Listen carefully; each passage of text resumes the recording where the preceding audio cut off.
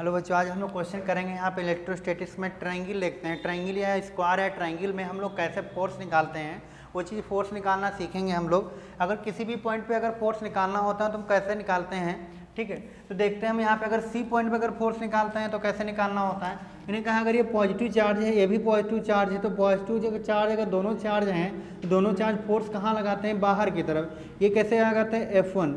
तो पहले हम लोग ये कैसे पहचानेंगे कि कितने इस पे फोर्स लगेंगे, और यहाँ पे एक से अधिक चार्ज आ जाएंगे, मोर देन आ जाएंगे, तो F बराबर हम लोग क्या लिखते हैं, इक्वल n-1 इंटू एफ लिखते हैं। तो यहाँ पे n क्या हो गया, टोटल चार्ज हो गया, यहाँ पे लिखेंगे टोटल चार्ज कितने हो गया, 3-1 इंटू एफ हो गया। यहाँ क्या लिखेंगे हम लोग, 2F।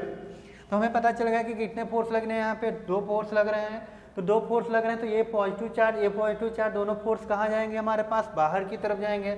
ये पॉजिटिव चार्ज, अगर ये पॉजिटिव चार्ज, ये फोर्स कहाँ जाएगा, बाहर की तरफ। ये भी क्या हो गया, F2 हो गया।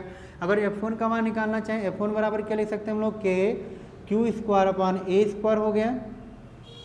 F2 का मान निकालना चाहें, F2 बराबर क्या लिख सकते हैं हम लोग, KQ² हो गया, ठीक है।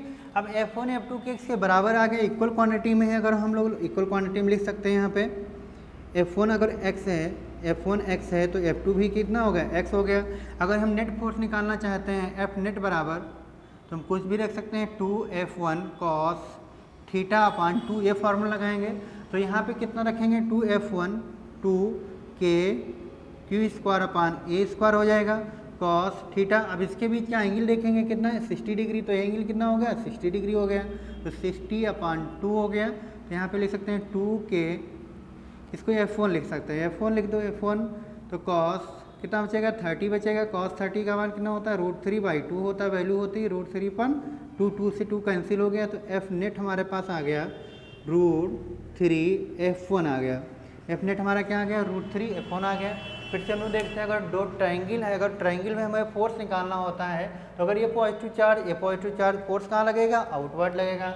ये पॉजिटिव चार्ज फोर्स कहाँ लगेगा, आउटवर्ड लगेगा।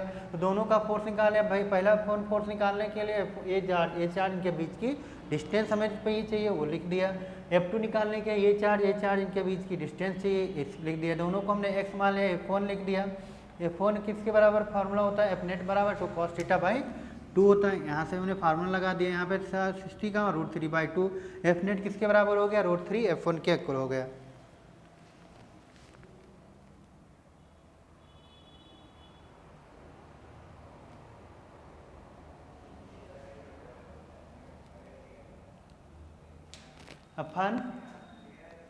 अफान भैया,